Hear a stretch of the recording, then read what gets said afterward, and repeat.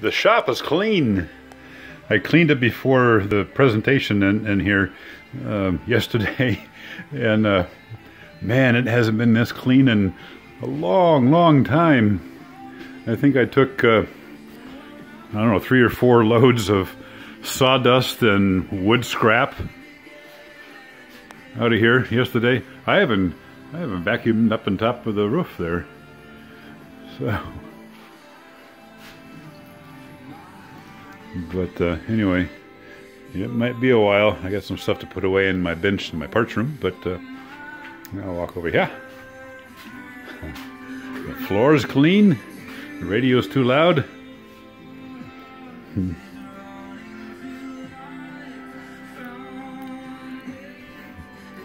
You can see the semi-trailer floors. These are the original floors, and there's the seam between the 2 semi-trailers.